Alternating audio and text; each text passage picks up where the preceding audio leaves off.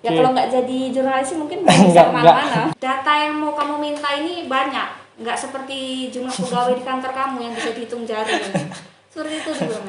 Berapa sih orang kerja di kantor media katanya? Wah, seperti itu. jadi wah itu guys, ternyata ada loh. Tapi nggak jaleh loh. Sampai jam 12 malam tuh mau dijemput ke rumah kan? Hah?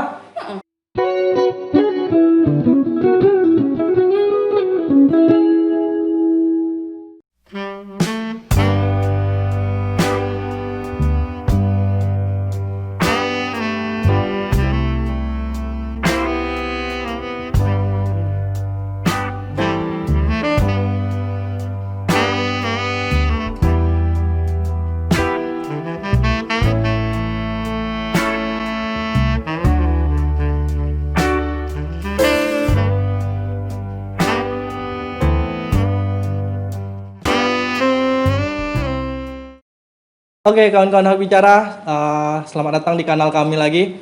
Kali ini kita sudah kedatangan tamu Kak Ratna. Ya. Halo Kak. Halo.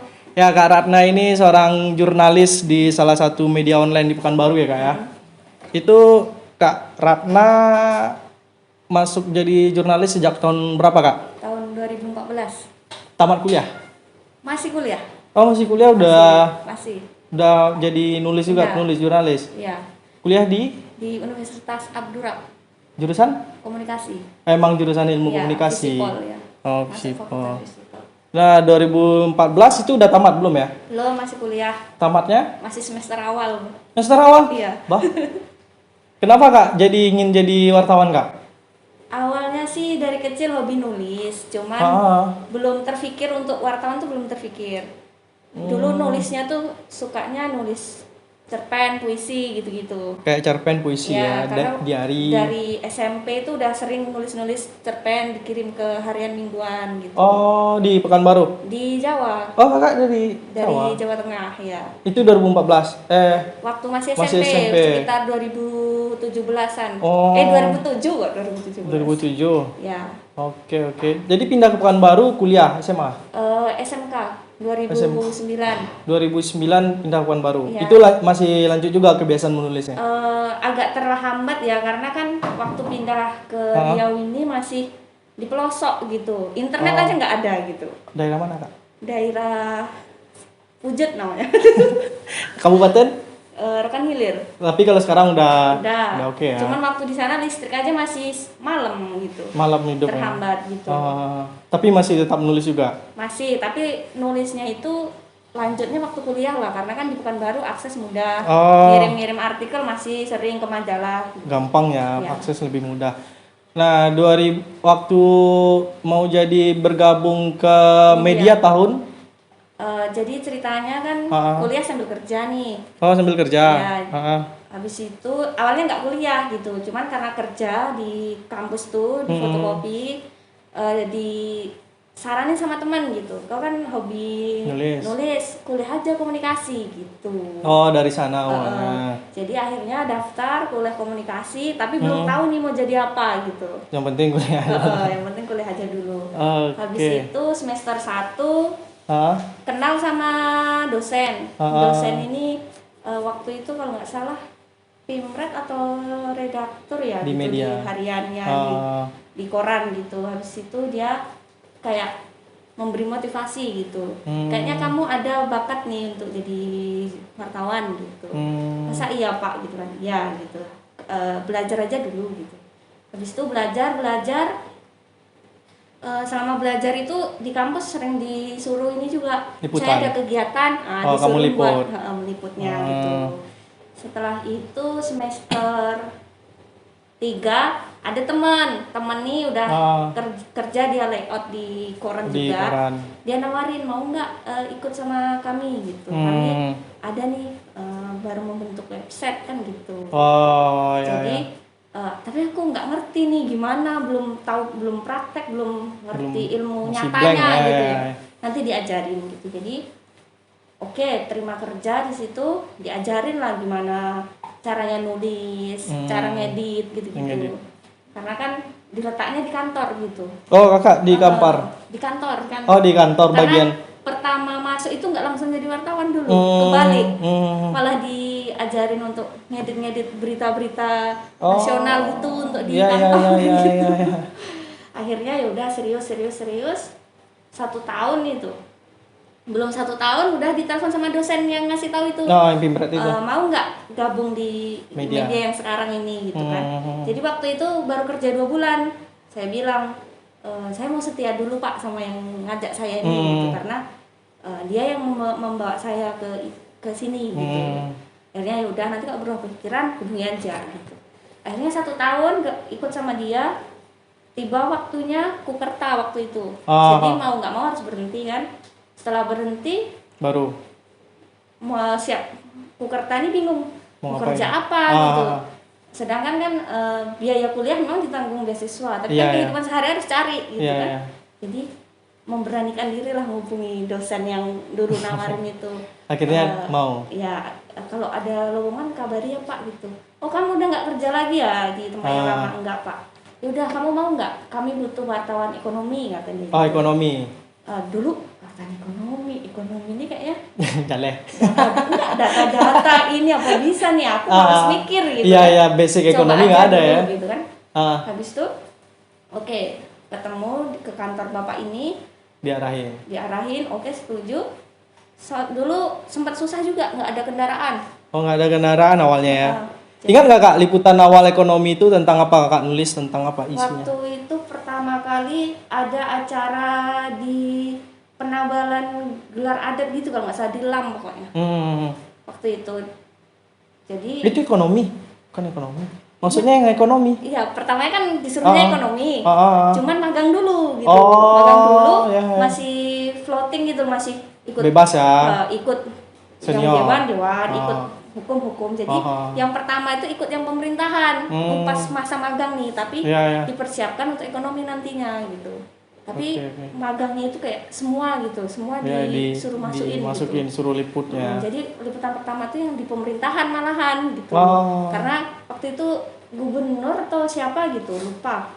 Gak lama sih itu, 2014 akhir lah gitu. Tuh. Habis itu ya udah, sejauh itu belum ada liputan ekonomi gitu. Walaupun belum ada. Awalnya disiapkan untuk ekonomi tapi belum pernah masuk ke ekonomi. Malah magang ke Polda gitu kan, kriminal, ke politik gitu. Oke. Nah, itu kan awal Kakak terjun di jurnalistik dari 2014 lah ya.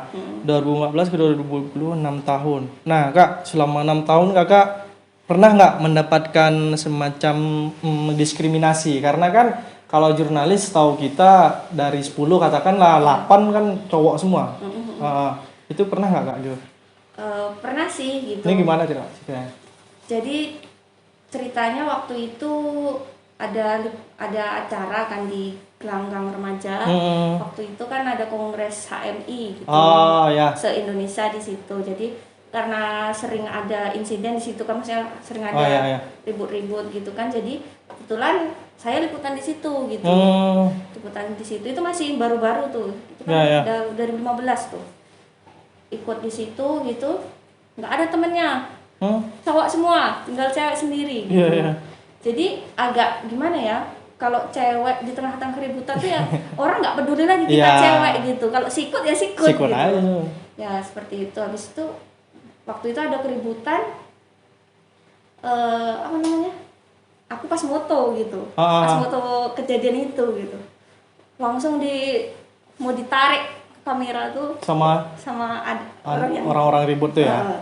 Jadi aku langsung lari aja gitu. Besoknya rupanya itu jadi masalah. Masalahnya karena keributan itu ada insiden lagi gitu yang menyebabkan teman kami sampai kena pukul gitu. Jadi waktu itu sempat jadi saksi gitu. Kakak jadi saksi. Karena kan waktu teman tuh waktu mau dirampas kamera itu saya lari, teman saya tuh masih di depan karena dia cowok kan. Dia kena pukul, akhirnya sampai nangis juga waktu itu. Bingung mau ngapain gitu, baru dia jadi wartawan tuh gitu. Akhirnya ya udah, waktu itu di dosen saya itu juga yang nguatin kan, jadi kalau cuma jadi saksi nggak apa-apa. Ini udah biasa tuh gitu, tapi kan ini jadi pengalaman gitu. Walaupun nanti kita nggak di situ poskonya kan, ya udah. Itu salah satunya. Tapi ada trauma nggak Kak? Traumatik nggak kalau liputan yang katakan mengundang rusuh kayak demonstrasi gitu? Trauma sih enggak sih, cuman kayak lebih hati-hati aja. Lebih gitu. was-was Iya. jadinya ya. Pernah lagi ini ada, kalau sekarang kan poskonya di pemerintahan kan. Iya, gitu. pemerintahan. Jadi dulu pernah ada demo, drone jatuh pas di atas kepala. Apa? Drone. Drone jatuh? Iya, di atas kepala. Punya? Kayaknya entah punya masa, entah gimana gitu loh. Jadi ya sakit.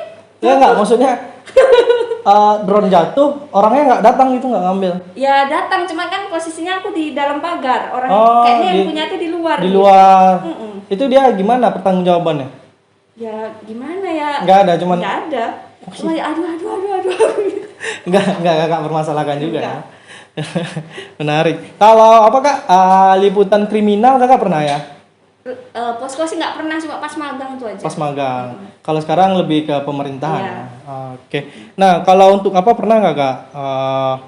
Karena maksudnya kan karena kakak perempuan di pemerintahan sama orang-orang yang di dinas seperti itu, pernah maksudnya dibecandain gitu nggak? Karena kakak perempuan gitu. Sejauh ini enggak sih. Ada ya? Enggak. Malah kadang diajain gitu. Diajainnya? Perempuan kok kayak laki-laki gitu. Karena iya ya. Karena pekerjaannya kan lapangan gitu. Emang harus tangguh. Iya, pulang malam. Pulang malam. Nah, kalau apa kak? Suka dukanya apa sih kak kalau jadi jurnalis perempuan gitu? Sukanya sih ya disinilah kesempatan kita untuk mengenal orang banyak gitu, menjalin relasi gitu. Enaknya juga kalau misalnya ada liputan keluar kota, kita bisa. Kakak udah sampai ke luar negeri lah. Iya. Iya kan? Mana Malaysia ya? Singapura? Iya, ke Malaysia, ke Singapura. Kalau jalan-jalan udah ke Jawa juga ya? Udah. Okay. Ya kalau nggak jadi jurnalis mungkin bisa kemana-mana. Nggak dapat kesempatan yang seperti itu ya. Nah kalau dukanya apa nih kak? Kalau jadi jurnalis perempuan? Misalnya menghadapi narasumber yang mungkin nggak paham dengan redaksi gitu. Misalnya kayak penulisan judul mereka protes, padahal judul ini kan kantor yang buat dan itu kan pasti editor. Sudah ini dipikirkan matang editor gitu. Sama misalnya narasumber yang ketakutan udah ditulis, terakhir rupanya dia dikomplain orang, dia minta tolong untuk cabut misalnya. Kita kan nggak ada kuasa itu mah urusan kantor. Menghadapi yang seperti itulah gitu. Atau yang misalnya kayak dulu pernah ada kesalahan sih, malu juga bilangnya nih. Kakak, salahnya di kakak? Ya salahnya di saya gitu. Waktu itu ada kunjungan presiden. Ada kunjungan presiden dan ternyata jadwalnya ini kan nggak tersebar luas gitu kan. Kebetulan saya kenal sama pejabat yang memberikan saya informasi gitu. Dan waktu saya konfirmasi kan ya bisa gitu. Jadi rupanya itu jadi masalah gitu. Nggak boleh dibilang detail gitu loh, maksudnya. Dia nanti makan di mana gitu. Ya, karena itu rahasia negara orang pejabat ya. Ya, sebelum datang gitu. Karena kan menyangkut keselamatan gitu. Jadi malam-malam lah saya dapat telepon banyak dari pengamannya gitu. Sampai jam 12 malam tuh mau dijemput ke rumah kan. Mau dijemput ke rumah. Dijemput ke rumah? Tapi nggak jadi karena saya bilang ke orang kantor kan, gimana nih kok sampai mau dijemput-jemput gitu kan, kesalahannya kan bisa aja nanti dirubah orang itu. Iya kan bisa diedit aja. Gitu terus orang kantor lah yang ngurus gitu. Cuman nggak jadi. Itu kakak waktu dia mau bilang mau ke rumah kakak deg-degan nggak? Ya deg-degan lah. Ya kalau yang datang nih siapa gitu. Iya kita nggak tahu ya. Nggak tahu. Wah sampai segitunya. Iya itu 2 kali itu cuma. 2 kali? Iya. Wah ngeri-ngeri sedap juga ya. Dan dia tahu kakak perempuan ya? Tahu lah. Apakah telepon? Ya apakah kakak sendiri yang kena atau kawan-kawan yang lain ada juga kena? Sendiri terus. Padahal waktu itu nggak cuma aku sendiri. Ada wartawan lain kan, media lain juga gitu. Lah kenapa kakak yang nggak tahu. Ditargetin? Nggak tahu. Habis itu yang kedua gara-garanya ini agak sensitif sih isunya ya. Intinya ada tokoh masyarakat itu salah satu tokoh masyarakat. Akhirnya saya buka beritanya ternyata orang aparat ini takut kalau ini menimbulkan kegaduhan gitu. Jadi nelpon juga minta Disuruh. ketemu gitu. Wah itu guys, ternyata ada loh ancam-ancam itu sebenarnya kalau di dunia jurnalis udah Iya. biasa. Kadang juga suntuk juga sih gitu, kayaknya nggak tenang hidup tuh gitu. Berarti kan sebenarnya literasi ya, lebih ke pengetahuan pada masyarakat awam bahwasanya kerja jurnalis itu seperti apa kan yang masih belum sampai, belum paham betul ya. Padahal kan kita hanya menulis apa ada dan Iya. berdasarkan fakta gitu. Apa yang mereka bilang dan kita Ya. pun rekam gitu. Iya, kita tulis. Oh, berarti udah sampai mengancam-ancam ya. Waduh, udah sampai mau dijemput ke rumah guys, bahaya. Nah, kalau apa nih Kak? Kakak sebagai seorang perempuan masih akan menjadi menggeluti bidang ini nggak ke depannya atau ada rencana mau resign Kak? Sebenarnya sih masih cinta dengan jurnalistik nih gitu. Cuman makin kesini juga gimana ya, tantangan ke depannya gitu. Pasti yang muda-muda lebih. Ya, lebih daya apanya lebih gesit. Kalau masih bisa bertahan. Bertahan lah Kak, karena jarang-jarang nih jurnalis digeluti oleh perempuan ya nggak? Iya. Ini menjadi apa juga simbol ataupun penyemangat bagi wanita-wanita lain. Bahwasanya ada loh pekerjaan lain gitu kan jadi seorang jurnalis. Rata-rata setiap ada anak magang di kantor ya, baru 2 bulan magang gitu mereka udah ambil keputusan nggak mau gitu. Itu Nggak perempuan. mau Kak jadi jurnalis Perempuan. ya. Kenapa? Nggak Berat. tahu, katanya berat kali Kak katanya. Pusing katanya. Harus dikejar-kejar deadline gitu-gitu. Iyalah kalau jurnalis di satu tempat ini bisa saja nanti tiba-tiba sini lagi, Iya. ditelepon ke sini lagi, harus mobile ya kan? Kadang kita udah di rumah, Iya. telepon gitu. Kakak pernah nggak ditelepon karena ada kejadian liputan malam? Pernah. Jam? Waktu itu ada di Pekanbaru ini lagi banyak sampah. Ya, sempat heboh. Jadi waktu itu Setnov tuh ada urusan Ke partai kayak yang di kesini. sini sama gubernur kan. Jadi waktu itu dia sempat ninjau ini apa namanya nih, sampah-sampah di pasar bawah. waktu Pasar itu. bawah, ya. Jadi kan disuruh kantor untuk menindaklanjuti itu gimana gitu, kok nggak ada yang tahu gitu. Jadi waktu itu nelpon gubernur Ya. jam 12 malam. Jam 12 malam. Iya. Nelpon gubernur. Diangkat. Jadi nelpon, karena belum diangkat di WA aja gitu. Setelah itu baru ditelepon balik. Jam 12 malam. Itu wawancara. Iya. Ay. Ngeri Kemudian pernah juga libur sekolah. Libur sekolah waktu itu saya nggak ini karena fokus di ikut gubernur aja gitu kan. Jadi nggak sempat terlupa untuk membuat berita libur sekolah gitu. Terpaksa kejar lagi. Terakhirnya disuruh kan, ini libur sekolah nih gimana nih, kok belum tahu nih, ini ditunggu-tunggu pembaca nih gitu. Terakhirnya waktu itu kepala dinasnya saya telepon 12:30 Malam. Wah, ngeri ya. Untung bapak itu lagi lembur. Oh, kebetulan. Dan kebetulan akrab gitu, jadi alhamdulillah mudah lah gitu. Oke. Itu sih pengalaman-pengalaman yang kadang kayak kita nggak punya waktu untuk di kehidupan kita sendiri gitu. Nongkrong sama temen sepermainan juga jarang karena kita habis waktu kita di lapangan, Di lapangan aja.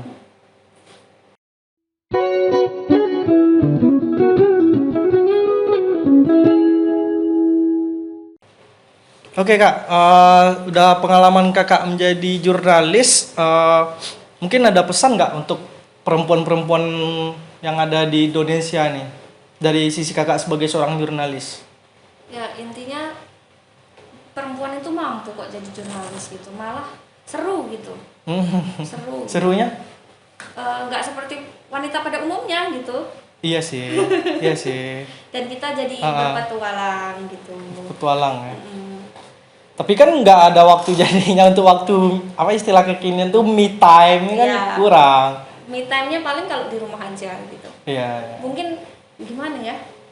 Mungkin karena saya introvert juga gitu. Jadi ketika me time tuh ya cukup di rumah aja. Di rumah aja, nggak perlu kebanyakan apa ya. Karena urusan dunia luar udah seharian. Iya, ini setiap hari mah di luar ya, pindah-pindah terus. Iya. Nah, kalau apa nih Kak? Kalau ada yang bilang perempuan bilang takut jadi jurnalis? ya kembali ke diri kita masing-masing sih. Karena kalau dibilang takut, ya mungkin dia punya trauma atau gimana. Misalnya kayak, kan ada sih orang yang kalau nengok aparat dia takut gitu. Iya. Susah juga gitu. Padahal kan kalau udah bawa jurnalis, aparat semua lapisan masyarakat menjadi teman. Iya kan, menjadi narasumber. Kalau kita membangun relasi yang bagus, kedepannya juga bagus ya kan Kak ya. Sama rata-rata sih kalau anak-anak yang bilang katanya takut nih karena itu aja sih. Belum mencoba. Tapi seru ya Kak? Seru pasti. Karena mereka baru mau melangkah, ada batu sandungan, udahlah balik aja gitu. Nggak jadi makanya ya. Kalau masalah tantangan berat. Cuman nggak nyangka aja bisa sampai selama. Tapi asik kan? Gitu. Asik kan?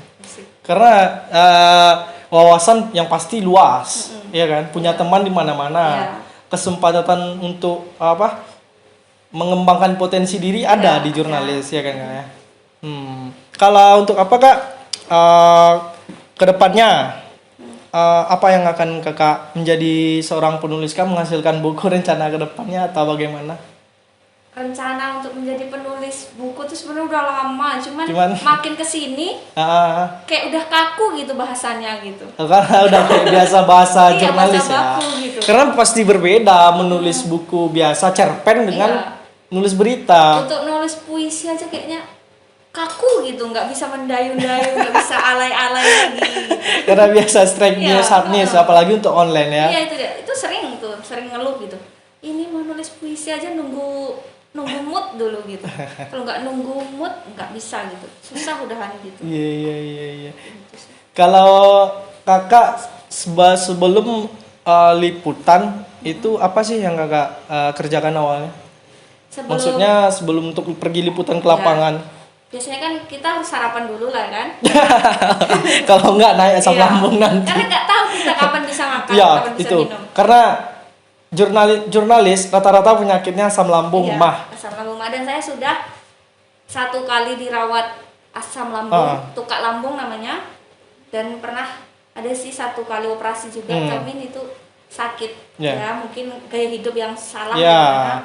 Jadi selama itulah kenakannya, udah 2 kali berurusan di rumah sakit juga. Iya, karena kalau jurnalis balik sarapan dulu nih ya. Kalau dia kadang-kadang jam 6 bisa bangun langsung terjun kalau ada kejadian, bisa jam 10 pagi. Itu tanpa sarapan, liputan aja dulu ya kan. Nggak waktu sarapan pun susah. Nggak nentu. Itu pun jumpa kawan langsung ngopi. Ya kan? Jadi ya selama sarapan itu sambil kita baca-baca apa isu kekinian. Itu yang nanti jadi bahan kita untuk kerja gitu. Misalnya ini lagi ada ini nih, ada masalah ini, itulah yang kita jadikan proyeksi kita lah. Proyeksi ya Mas. Nah Kak, selama Kakak jadi jurnalis, liputan apa yang paling menantang? Narkoba kah? Oh belum pernah, karena atau tentang kriminal ini kan cuma waktu magang. Dan waktu magang tuh pernah ikut senior pemusnahan narkoba. Sama bakar-bakar apa tuh, ganja atau apa? Iya, ganja. Pusing. Oh iya, yang barbuk ya, barang buktinya kan dimusnahkan. Iya, ada yang dibakar, ada yang di blender. Di blender ya. Yang dibakar itu yang bikin pusing. Pusing nggak? Iya. Kena ganja. Kena bau asapnya itu ya. Iya. Jadi sekali itu aja sih. Setelahnya nggak pernah lagi, dan kalau bisa janganlah gitu. Iya. Kakak nggak pakai masker apa? Enggak. Orang masih magang, nggak tahu apa blank ya. Coba diajak liputan sama senior, aromanya liputannya. Senior nggak bilang gitu, hati-hati nanti. Kalau liputan, kalau di pemerintahan menantangnya apa Kak? Liputan tentang oknum yang bermain anggaran kah? Membongkar itu gitu. Ya gimana ya, sejauh ini sih nggak terlalu dipikir sih menantang atau enggaknya gitu. Let it flow aja, jalan aja ya. Kalau di pemerintahan sejauh ini sih nggak ada kendala, nggak ada yang susah gitu. Nggak ada yang susah. Jadi susah juga bilangnya. Karena Kakak sebenarnya kalau udah sekarang ini karena udah pengalaman, makanya bilangnya udah landai aja semuanya. Kalau orang yang baru-baru tentu agak apa juga. Waktu baru-baru dulu inilah susah. untuk menembus narasumber karena kan mereka nggak sembarangan mau Iya, diwawancara gitu. diwawancara. Dan kenangan pertama kali Mas posko di pemerintahan tuh pernah kena marah-marah sama kepala dinas. Gara-gara? Jadi waktu itu terbit perda tentang retribusi gitu, TKA. Oh, TKA. Jadi kalau nggak salah Agustus itu memang baru-barunya keluar perda itu. Jadi aku wawancara soal itu gitu, nanya berapa sih jumlah TKA yang ada di Riau ini gitu. Dan berapa yang akan ditarik retribusinya kan gitu. Ya, marah dia Kak? Marah dia. Gara-gara? Mungkin karena belum kenal atau gimana, kok udah nanya banyak mungkin gimana. Jadi marah-marah aja kata dia, saya masih ingat kan. Data yang mau kamu minta ini banyak, nggak seperti jumlah pegawai di kantor kamu yang bisa dihitung jari. Seperti itu dibilangnya. Berapa sih orang kerja di kantor media katanya? Wah. Seperti itu. Jadi? Ya saya biasa aja. Slow ya? Cuman rekamannya jalan gitu. Apa? Rekaman. Oh, rekaman jalan. Wah, ini mesti hati-hati. Jadi terus. Tapi setelah itu malah baik sampai sekarang. Oh, udah komunikasi pun sekarang udah baik gitu. Iya sih, rata-rata emang kalau di lapangan tuh memang harus ada dulu yang kayak gitu, yang drama-drama kayak gitu. Kalau nggak gitu kita nggak bakal dikenal. Iya. Ya enggak? Iya. Itu salah satu teknik komunikasi juga gitu. Malah jadi berhubungan baik gitu. Ya, berhubungan baik ke depannya. Ya nganggapnya ya mungkin karena belum kenal aja gitu aja. Ya sih. Oke Kak, untuk segmen terakhir nih Kak, kami dari acara juga minta tanggapan Kakak dengan adanya kanal ini, gimana menurut Kakak? Ya bagus dong, ini bagus. Tapi nggak jaleh loh. Ya minimal ini bisa menjembatani apa yang terpendam di hati yang orang-orang nggak tahu gitu. Karena kan siapa sih mau ngundang kita? Kita bukan siapa-siapa. Nah sebenarnya itu juga sih Kak, dari kanal nih kenapa salah satu jadi alasan kan, kenapa sih isu-isu yang viral di media sosial tuh harus semua berkutat di Jakarta sekitar. Padahal kan di daerah Indonesia ini nggak hanya itu, Indonesia kan luas. Setiap kabupaten, kota, provinsi kan memiliki cerita-ceritanya masing-masing. Itu sih salah satu yang rencana akan kami angkat, dan berangkatlah dari lingkungan kami dari jurnalis gitu sih Kak. Sukses terus lah pokoknya. Oke, thank you Kak kedatangannya, sukses selalu di dunia jurnalistik. Amin. Dadah.